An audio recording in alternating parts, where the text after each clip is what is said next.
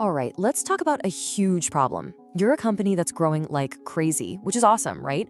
But how do you hire tons of new people, we're talking dozens, maybe hundreds, without your culture and quality just falling apart? That's exactly what we're digging into today. It's this weird paradox of hypergrowth. You're bringing in all this amazing new talent to build on your success, but what happens when that same success causes new hires to walk right back out the door almost as fast as they came in? It's a really critical question we need to be asking. And get this, the data here is pretty shocking. A full 20% of new hires quit in the first 45 days. That's 1 in 5 people. And it's often because their onboarding was just chaotic or, totally non-existent. In today's war for talent, you just can't afford that kind of revolving door. So, what's the fix? Well, here's the game plan for this explainer. We're going to start with the main challenge, then look at why scaling onboarding usually breaks. After that, we'll walk through a really powerful 3-part solution. And finally, we'll wrap it all up with the secret to balancing that scale with real quality. Okay, first things first. We have to frame this problem the right way. Onboarding isn't just some HR checklist. Nope. When you're growing fast, it becomes a high-stakes battlefield where you either win or you lose your best people. And just look at the upside here. Wow. When you get onboarding right, you can boost retention by a massive 82% and see a 70% jump in productivity. These are not small tweaks, people. This is a serious competitive advantage that directly fuels your growth. So here's the big takeaway. Think of onboarding as the bridge that takes someone from being an excited new hire to being a truly effective, engaged member of your team. And in a hyper-growth world, a weak bridge means you're just letting talent fall right through the cracks, totally undermining everything you're trying to build. So if this is all so important, why do so many companies get it wrong when they start scaling? Let's take a look at the exact breaking points, the spots where onboarding systems just completely crumble under all that pressure. The first breaking point is just simple math, really. When you go from hiring, say, 5 people a month to 50, the sheer volume and speed, the velocity of it all, just completely overwhelms any manual systems you have. What used to be totally manageable becomes a complete administrative nightmare. This quote just says it all, doesn't it?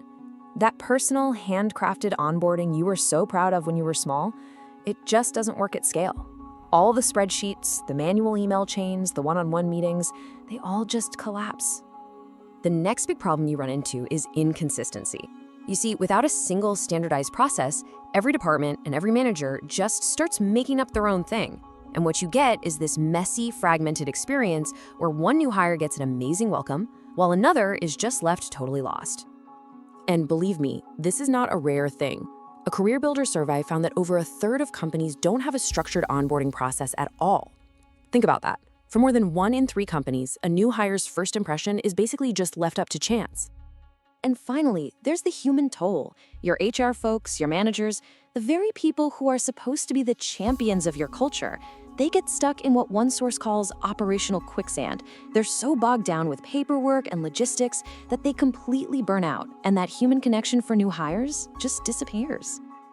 Okay, that's enough doom and gloom. Let's shift gears and talk about the solution. I'm going to walk you through a super clear, actionable framework that lets you scale your onboarding without letting that crucial quality slip away. And here it is. It's a simple 3-pillar framework. First, you standardize the process, so it's consistent for everyone. Second, you automate all the boring, repetitive stuff to get efficient. And third, you humanize the experience to build real connection. Let's break down each one. So pillar number 1 is all about standardization. This is where you build the foundation, the backbone for your entire program.